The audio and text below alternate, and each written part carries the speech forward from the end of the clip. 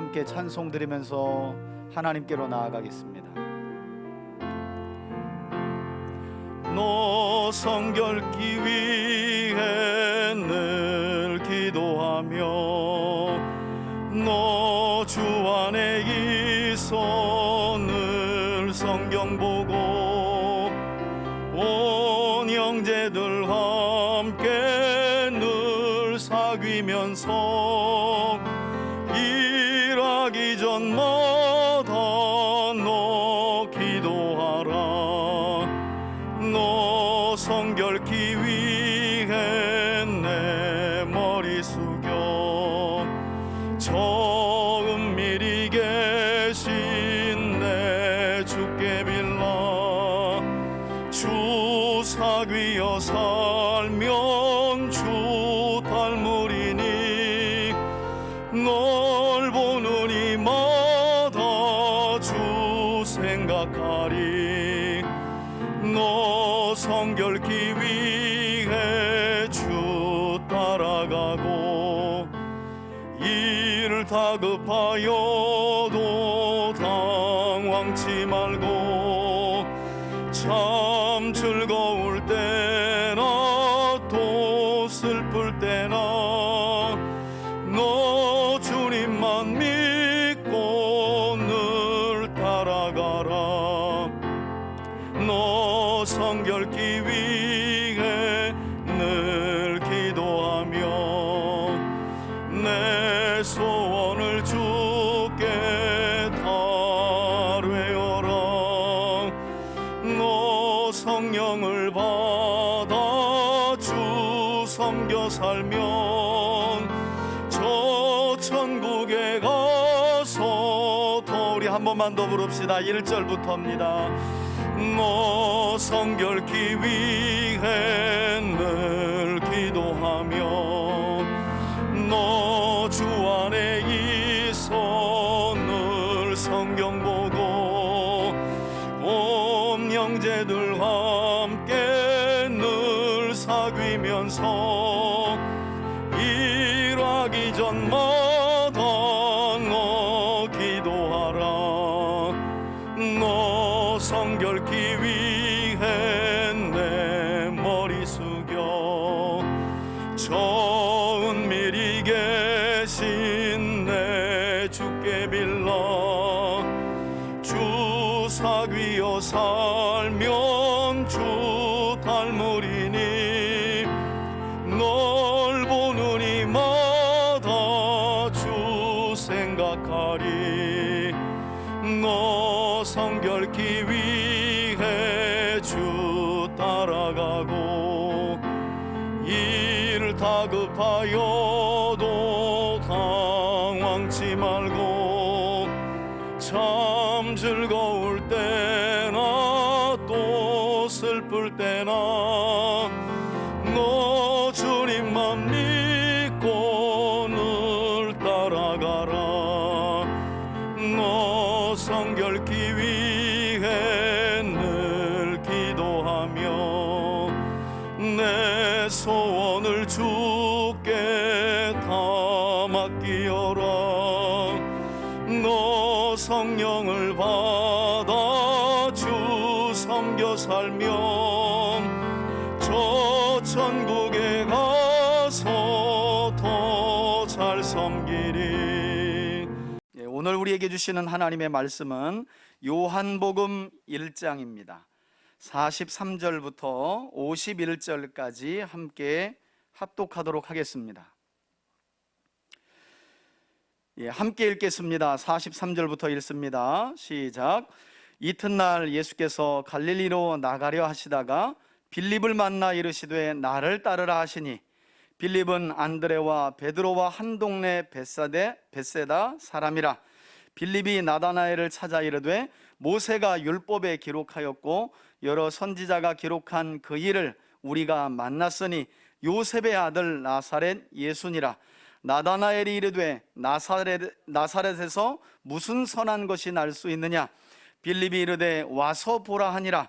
예수께서 나다나엘이 자기에게 오는 것을 보시고 그를 가리켜 이르시되 보라, 이는 참으로 이스라엘 사람이라 그 속에 간사한 것이 없도다. 나다나엘이 이르되 어떻게 나를 아시나이까? 예수께서 대답하여 이르시되 빌립이 너를 부르기 전에 내가 무화과 나무 아래에 있을 때에 보았노라. 나다나엘이 대답하되 라삐여, 당신은 하나님의 아들이시요 당신은 이스라엘의 임금이로소이다. 예수께서 대답하여 이르시되 내가 너를 무화과 나무 아래에서 보았다 함으로 믿느냐? 이보다 더 큰 일을 보리라. 또 이르시되 진실로 진실로 너희에게 이르노니 하늘이 열리고 하나님의 사자들이 인자 위에 오르락 내리락 하는 것을 보리라 하시니라. 아멘. 아멘. 할렐루야. 오늘도 주의 전을 찾아 하나님을 예배하는 우리 3대 가족들을 예수님의 이름으로 축복합니다. 여러분, 오늘 우리가 하나님의 사람들 시리즈 17번째로 함께 살펴볼 인물은 예수님의 12제자 안에 속해 있지만 그다지 사람들의 입에 오르내리지 않는, 잘 몰라요 이 사람이 누구인지. 그런 제자 중에 한 사람인데 그의 이름이 바로 나다나엘이라는 사람입니다. 나다나엘은 예수님의 12제자 안에 들어가는 인물인데요, 흥미롭게도 성경에는 나다나엘이라는 이름이 총 5번밖에 나오지 않아요. 그것도 오늘 우리가 읽었던 본문에 4번 나오고요, 그리고 요한복음 저 끝에 21장 말미에 가서 2절에 한 번 더, 제자들 모두가 예수님을 배신하고 갈릴리로 가서 물고기 잡고 있는 그 현장에 예수님이 나타나시잖아요. 그때 이 현장에 여러 제자들과 함께 나다나엘이 있었다, 이렇게 성경은 우리에게 나다나엘에 대한 소개를 하고 있어요. 이렇게 나다나엘이라는 예수님의 제자는 성경에, 그것도 재미있죠? 복음서가 4권이잖아요 그런데 유일하게 마태나 마가나 누가에는 없어요. 요한복음에만 딱 5번 나오는데 오늘 본문에 4번, 마지막에 가서 21장에 1번 해서 총 5번 이렇게 기록이 되고 있습니다. 그래서 신약학자들은 어떤 일치된 견해를 내놓고 있냐면, 여러분, 공간복음이라고 불리는 마태복음, 마가복음, 그리고 누가복음에는 예수님의 제자들, 특별히 마태복음 10장을 보면 예수님의 제자들의 이름이, 명단이 이렇게 기록이 되어 있는데요, 이 나다나엘이 누구였다고 학자들은 일치된 견해를 말하고 있느냐? 공관복음에 보면 나다나엘이라는 이름이 없고 나다나엘이라는 이름 대신 바돌로메라는 이름으로 기록이 되어 있어요. 이 바돌로메라는 이름은요, 바르돌로메예요. 바르라는 말은 누구 아들이라는 뜻인데, 그러므로 나다나엘의 또 다른 이름은 돌로메의 아들. 그러니까 우리 시골에서 자라보신 분들은 알잖아요. 저도 그렇지만 항상 저도 시골에서 누구 아들이냐 그러면 저희 아버님 이름을 대고 누구 아들이다. 여러분, 우리는 아시아의 극동에 있고요, 이스라엘은 아시아의 극서에 있어요. 이스라엘을 서양이라고 보통 우리가 생각하기 때문에 서양이라는 개념을 가지고 있는데, 여러분, 이스라엘과 우리나라는 같은 아시아 안에 있다는 것을 우리가 기억해야 돼요. 그러니 문화권도 너무 비슷해요. 역사도 약간 이스라엘과는 우리나라가 너무 비슷한 면이 많은데, 이런 문화도. 그래서 학자들은 공관복음에 나오는 바돌로메가 오늘 우리가 함께 살펴볼 요한복음에만 기록되어 있는 누구와 동일 인물이다? 나다나엘과. 그러니까 여러분, 그 정도는 좀 아셔야 돼요. 왜냐하면 공관복음 잘 읽고 이 요한복음을 갈 때 어머나 제자들이 뭐야 13명인가 1명이 빠지고 1명이 들어왔나? 여러분, 이것은 가룟 유다가 죽고 난 이후에 마띠아라고 하는 새로운 제자가 들어오는 것은 사도행전에 가서나 이루어지는 일이에요. 그러니 헷갈리지 마세요. 공관복음에서는 나다나엘을 누구라고 기록하고 있다고요? 바돌로메. 유일하게 요한복음에만 이 바돌로메를 어떤 이름으로? 나다나엘로 기록하고 있다는 거예요. 자, 그럼 바돌로메라고 불렸던 이 나다나엘이 어떻게 예수님을 만나게 되었는가? 오늘 본문이 사실은 그 내용을 우리에게 설명해 주는 내용인데요, 우리가 읽었던 것처럼 나다나엘은 베드로 그리고 그의 형제였던 안드레와 한 동네 사람으로 소개되고 있는, 그러니까 갈릴리에서 벳세다 출신의 빌립이라고 하는, 이 빌립도 예수님의 제자가 되죠. 이 빌립이 예수님을 만난 이후에 오늘 본문을 보면 가장 먼저 달려가서 와보라, 내가 메시아를 만났다라고 전한 사람이 누구였다는 거예요? 바로 나다나엘, 이 바돌로메였다는 거예요. 여러분, 그런 점에서 봤을 때 빌립과 나다나엘은 어떤 사이일까요? 그죠? 절친, 요즘 말로 하면 절친이에요. 절친. 예. 추측건데 빌립이 이 갈릴리의 베세다 출신이었던 베드로와 안드레와 친분이 있었던 것으로 보면 나다나엘도 역시 누구와 친분이 있었던 것으로, 베드로와 안드레와 친분이 있었던 것으로도 우리가 생각이 돼요. 여하튼 빌립은 예수님을, 메시아이신 예수님을 만나고요, 가장 먼저 달려가서 내가 메시아를 만났다라고 증거했던 사람이 성경은 오늘 본문에 나다나엘이었다. 그래서인지 말씀드린 것처럼 공간복음 중에 마태복음 10장을 보면 예수님의 제자들의 이름이 거론되고 있는데요, 빌립 다음에 바돌로메, 즉 나다나엘의 이름이 기록되어 있어요. 마치 이 둘은 짝이었다, 이런 것처럼 연이어 이름이 붙어 있다는 거예요. 여러분, 그런데 오늘 본문을 보게 되면 이렇게 절친인 빌립으로부터 요셉의 아들인 나사렛 출신의 예수님이 메시아라는 소식을 듣게 된 이 바돌로메, 이 나다나엘이 46절을 보면 어떤 반응을 가장 먼저 보였다고 성경은 우리에게 설명하고 있느냐. 나다나엘이 보인 반응은요, 콧방귀를 끼듯이 어이없어 하면서 빌립을 향해 대번에 머뭇거림도 없이, 야, 내가 요셉의 아들 메시아인 예수님을 만났다 라고 빌립이 나다나엘에게 전하자 나다나엘이 가장 먼저 보인 반응이 뭐라고요? 콧방귀를 뀌면서, 아유 참, 야, 무슨 나사렛에서 선한 것이 날 수 있겠느냐, 야, 메시아가 어떻게 나사렛에서 날 수 있겠느냐며 빌립의 말을요 농담처럼 여겼다는 거예요. 나다나엘의 이런 대답 때문에 많은 분들이 성경을 읽으면서 나다나엘 하면 아유 참 믿음 없는 사람, 이렇게 쉽게 생각하고 단죄하는 경우가 많아요.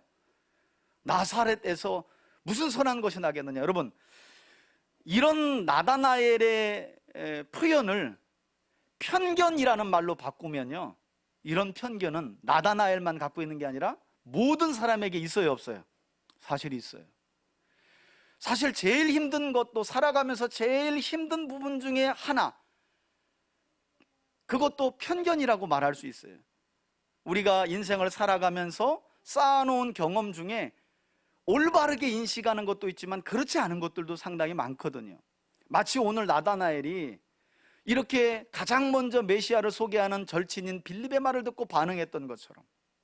그런데 우리가 이렇게 쉽게 그냥 이 말 한마디, 야, 나사렛에서 무슨 메시아가 나냐 라고 콧방귀 뀌며 농담했던 이 나다나엘을 쉽게 단죄할 필요는 없어요.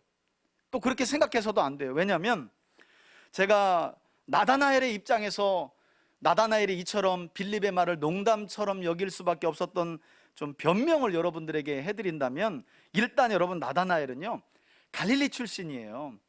요한복음에 보면 갈릴리의 가나 출신이거든요. 나중에 저하고 성지순례 갈 기회가 있을지 모르겠지만 갈릴리가 있으면 갈릴리에서 서남쪽이 가나예요. 서남쪽. 그 서남쪽에서 아주 가까운 마을이 나사렛. 예. 가나에서 이 나사렛이 아주 가까운 마을이에요.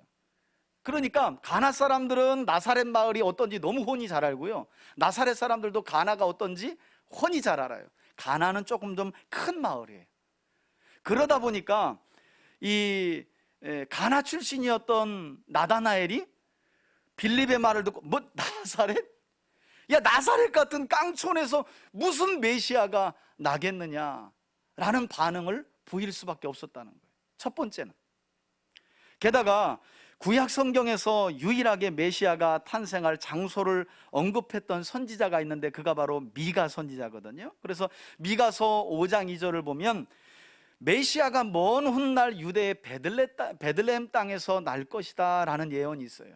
그러니까 예수님의 별명이 불려지려면 나사렛 예수가 아니라 무슨 예수로? 베들레헴 예수로 불려졌다면 이 나다나엘이 혹했을 거예요. 그런데 나사렛, 우리 마을에서 너무 가까워서 그 완전 깡촌에서 무슨 메시아가. 여러분, 그런데 실제로 역사적으로 보면 예수님이 베들레헴에서 태어나야 안 나요? 태어나시죠. 태어났는데 헤롯 대왕의 핍박 때문에 애굽으로 갔다가 헤롯 대왕이 죽고 난 이후에 이 아기 예수님이 아빠인 요셉과 엄마인 마리아와 함께 애굽에서 헤롯 대왕이 죽었다는 소식을 듣고 다시 이스라엘로 돌아오게 되는데, 이 여정 중에 아버지 헤롯 대왕으로부터 권세를 위임받은 헤롯 아켈라오가 여전히 이 사람들을 억압하면서 다스렸기 때문에 성경에 보면 요셉과 마리아가 아기 예수님을 데리고 애굽으로 피했다가 다시 돌아오는 길에 베들레헴으로 올라가지 못하고 힘드니까 나사렛으로 갔다라고 소개하고 있다는 거예요. 그런 점에서 사실은 성경대로 이루어진 것은 맞아요. 다만 예수님이 베들레헴에서 태어난 이후에 헤롯 대왕의 핍박을 받고 애굽으로 내려갔다 다시 올라왔는데 헤롯 아켈라오가 너무 억압 정치를 하니까 예수님의 부모님인 요셉과 마리아가 베들레헴이 아니라 어디로요? 갈릴리의 나사렛으로 간 거예요. 그래서 거기에서 자라게 돼서 우리가 예수님을 어떤 예수님? 나사렛 예수님이라고 부르게 된 거죠. 그러다 보니까 나다나엘은 이런 오해를 할 수밖에 없는 거예요. 메시아는 베들레헴에서 태어나서 베들레헴 예수 이렇게 불려야 되는데 나사렛 무슨 나사렛? 여러분, 그런데 흥미로운 것은요, 마태복음을 보잖아요.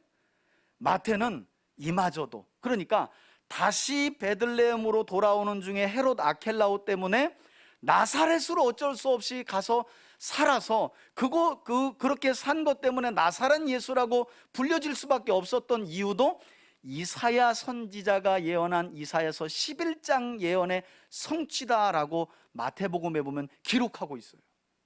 그러니까 우연이 없는 거예요. 예수님이 이 땅에 오신 이후, 그리고 오신 이후에 예수님의 모든 행적은 우연은 없어요. 전부 다 구약에 예언된 바를 따라 예수님은 움직이셨고 말씀하셨고 모든 하나님의 구원의 약속을 성취하시고 이루셨다는 것을 우리가 볼 수 있죠. 자, 말씀드린 것처럼 이런 오해와 또 지리적으로 너무 잘하는, 이게 다른 말로 하면 편견이라고 말할 수 있는데요, 다시 말해 이 나다나엘의 편견 때문에 사실은 이런 반응이 나오게 된 거예요. 지리적으로 나사렛을 너무 잘 알고, 나중에 말씀드리겠지만 나다나엘은 하나님의 말씀을 아주 열심히 읽고 듣고 배우고 묵상하는 사람이었거든요. 그러니까 미가서를 모를 리가 없잖아요. 미가서를 바탕으로 이야기한다면 예수님은 나사렛 예수가 아니라 베들레헴 예수라고 불려야 되는데 웬 이런 깡촌에서, 그러다 보니까 에이 나사렛에서 무슨 선한 것이, 이런 반응을 보일 수밖에 없었다는 거예요. 여러분, 그런데 성경을 보면 흥미롭게도요, 예수님만 이런 사람들의 편견 때문에 무시와 멸시를 당한 게 아니라 제자들도 똑같이 이런 편견 때문에 무시와 멸시를 당했다라고 소개하고 있어요. 특별히 사도행전 2장을 보면 오순절에 성령이 임한 이후에 성령의 충만함을 받은 사도들이 각기 다른 말로 복음을 전하는 내용이 나오는데, 이 복음, 하나님의 큰 일에 대한 내용을 사람들이 듣고 제자들을 가리켜 뭐라고 하냐면, 우와! 우리 유대인들이 죽인 예수가 메시아구나 회개하고 돌이키는 게 아니라, 야 저거 갈릴리의 저 떨거지들 아니야? 이렇게 지역을 가지고요, 저 갈릴리 출신의 저런 떨거지들 아니야? 이런 식으로 제자들을 잘못된 편견을 가지고 비하하고 무시하고 멸시했다는 거예요. 자, 이렇게 잘못된 편견을 가지고 농담처럼 여겼던 나다나엘에게 빌립이 포기 안 하죠. 왜냐하면 진짜 메시아를 만났거든요. 그래서 메시아를 알리는 관용적인 표현, 여러분 안드레가 예수님 만날 때 제가 관용적인 표현이라고, 와서 보라라는 말이 관용적인 표현이었다라고 하는 설명을 드렸죠. 그건 그냥 여기 구경거리 있으니 와서 보라라는 말이 아니라, 와서 보라라는 말은 메시아와 관련된 관용적인 표현이에요. 구약에 약속된 메시아가 확실하니 와서 확인해 보라라고 할 때 성경은 와서 보라. 아니나 다를까 오늘 빌립이 메시아이신 예수님을 만나고 그것을 농담처럼 여겼던 나다나엘에게 뭐라고 표현해요? 와서 보라. 역시 또 다시 말해서 내가 만난 이 요셉의 아들 나사렛 출신의 예수가 메시아가 맞으니 와서 보라는 거예요. 그래서 결국 이 나다나엘을 메시아이신 예수님께로 인도하게 되는데, 여러분 이때 47절을 보면 예수님께로 나오는 나다나엘을 보고 예수님께서 한마디 하시죠. 이게 놀라워요. 이걸 오해하기도 하는데 뭐라고 해요? 한번 읽어볼까요? 시작. 참으로 이스라엘 사람이라 그 속에 뭐가 없다고요? 그러니까 우리는 너무 이제 단순하게 해석을 합니다. 예수님이 하나님이시니까 딱 오는 나다나엘을 보고 그 사람의 성품을 마치 이렇게 스캔하듯이 쭉 알고 계시는 거예요. 그래서 너는 참 거짓이 없는 참된 이스라엘이고 네 속에는 간사한 것이 없구나, 이렇게 예수님이 말씀하셨다는 거예요. 여러분, 많은 분들이 이 구절을 읽으면서 단순히 이 구절을 예수님께로 지금 나오는 나다나엘을 보고 그의 인간성이나 됨됨이 정도를 칭찬하신 내용으로 기억을 해요. 너는 참 이스라엘 사람이구나, 네 속에는 간사한 것이 없구나, 예수님이 이렇게 말씀하셨단 말이에요. 그걸 사람들은 성경을 읽어가면서 이 빌립이, 나다나엘이 참 괜찮은 사람이구나, 성품이. 근데 성경이 잘 안 맞는 거야. 금방 나사렛에서 무슨 선한 것이, 근데 금방 오는데 야, 너 참 이스라엘이라, 네 속에 간사한 것이 없다. 이게 잘 안 맞아, 성경의 내용이. 그래서 많은 사람들은 그냥 단순히 예수님의 이 말씀을 나다나엘을 향한 인간 됨됨이나 인간성을 칭찬하신 정도로 알고 있다는 거예요. 여러분, 그런데 오늘 본문도요, 역시 관용적 표현 하에서 오늘 본문을 여러분들이 이해하셔야 돼요. 여러분, 제가 지난 시간에 조금 전에도 설명드렸다시피 와서 보라라고 하는 성경에 기록된 표현은 관용적 표현이라 그랬잖아요. 관용적 표현이라는 건 일상적으로 그냥 습관처럼 널리 쓰는 표현을 관용적 표현이라고 그래요. 그러니까 예수님 당시에는 와서 보라라는 말은 구경 삼아 여기 구경거리가 있어, 이게 아니라 와서 보라라는 표현은 반드시 누구와 연관이 되어 있다고요? 메시아, 예수님과 연관이 되어 있는 표현이에요.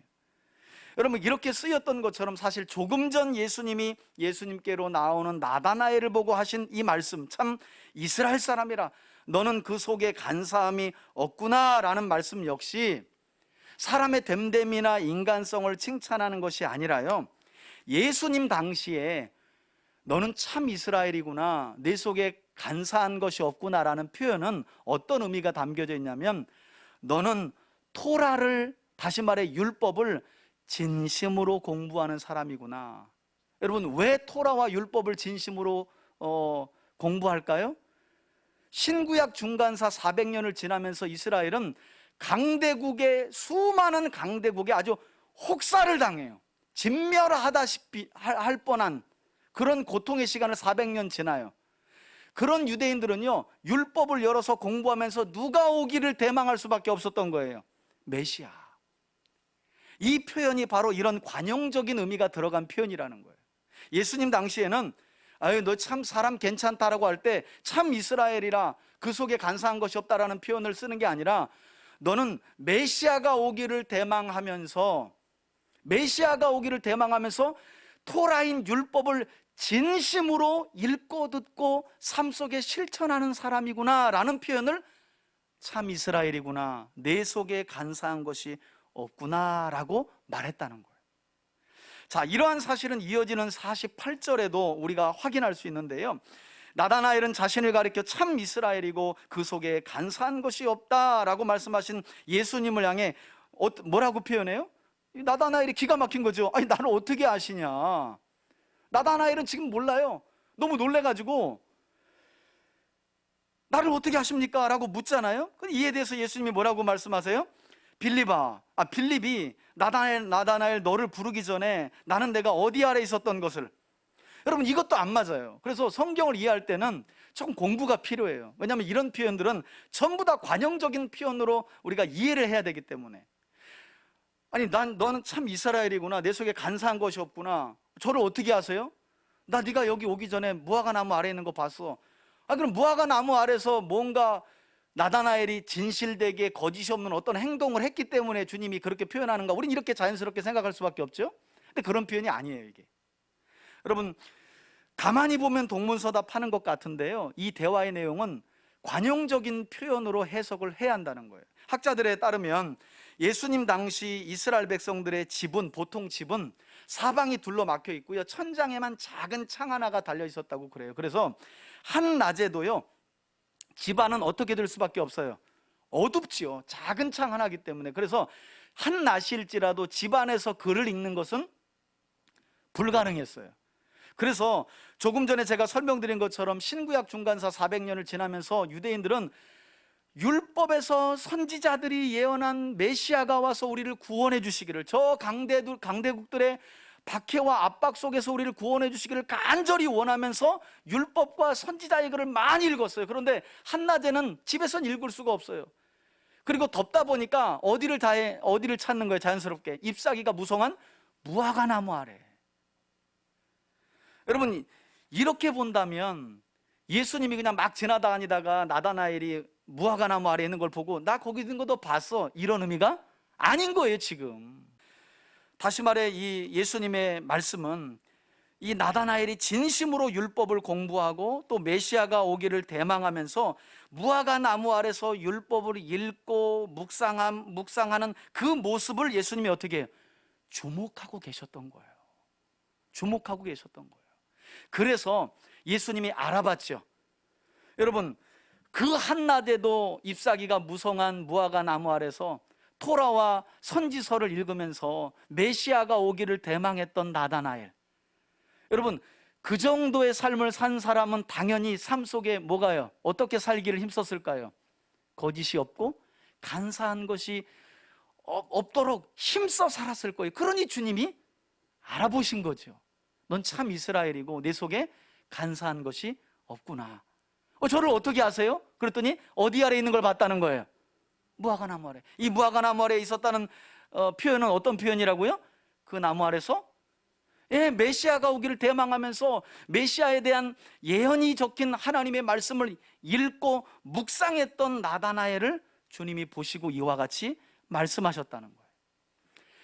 그러니 여기까지 예수님의 말씀을 들었던 나다나엘이 처음에는 콧방귀 뀌면서 무슨 나사렛에서 선한 것이 나겠느냐, 메시아가 어디 거기서 나겠느냐 했던 그 나다나엘이 마음이 읽혀지자 늘 메시아가 오기를 기다리면서 한낮에도 잎사귀가 무성한 무화과 나무 아래서 주님 언제 오시려나, 메시아가 언제 오셔서 우리 이스라엘을 구원해 주시려나, 이걸 간절히 기다렸던 이 나다나엘.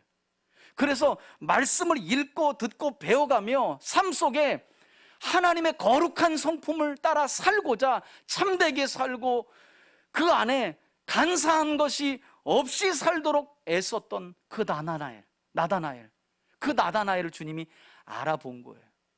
그러자 나다나엘이 어떻게 고백해요? 이게 내용이 너무 빠지니까 이게 기승전, 아니 조금 전에 선한 것이 나겠느냐, 그런데 금방 당신이 뭐라고 표현해요? 하나님의 아들이십니다. 여러분, 복음서를 보면 주는 그리스도시요 살아계신 하나님의 아들이라는 표현은 몇 군데 안 나와요. 베드로가 그렇게 했죠, 그죠? 그리고 나다나엘이 그렇게 했고요, 예수님의 십자가 사건쯤에 백부장이 이 이야기를 한번 했고요, 그리고 도마가 요한복음 마지막에서 이 표현을 했죠. 많지 않아요. 놀랍게도 근데 나다나엘이 단번에 알아본 거예요. 이제나 저제나 약속하신 말씀을 따라 구세주이신 메시아는 언제나 오시려나 하고 한낮에도 무화과 나무 아래서 하나님의 말씀을 읽으며 메시아가 오기를 대망하고 읽은 말씀을 삶 속에 실천하면서 거짓 없는 참된 삶을 살기 위해 노력하고 간사한 것이 없는 삶을 살기 위해 애썼던 그 나다나엘. 여러분, 그 나다나엘을 주님이 뭐 하신 거예요? 주목하여 보신 거예요. 그걸 알아보신 거예요. 많은 분들이 다시 오실 예수님을 맞이하는 장면을 생각해 볼 때 항상 무섭게만 생각을 해요. 여러분은 어떠세요? 오늘이라도 주님이 하나님의 임재의 상징인 구름 속에서 저 하늘로부터 내려오신다면 여러분들이 마주할 주님, 여러분과 주님의 모습은 어떤 모습이세요? 오늘은 안 되는데 어떠세요? 여러분, 우리가 나다나엘을 좀 주목했으면 좋겠어요. 편견을 가지고 있었는데 나다나엘의 삶이 읽혀지자, 메시아를 갈망하고 그 갈망하는 마음으로 참된 삶을, 말씀을 따라 거룩한 삶을, 간사한 것이 없도록 애쓰는 삶을 살았던 그 마음이 쑥 읽혀지니까 당신이 메시아군요, 하나님의 아들이군요. 저는 다시 오실 예수님과 여러분과의 만남도 이런 만남이길 주의 이름으로 축원해 드립니다.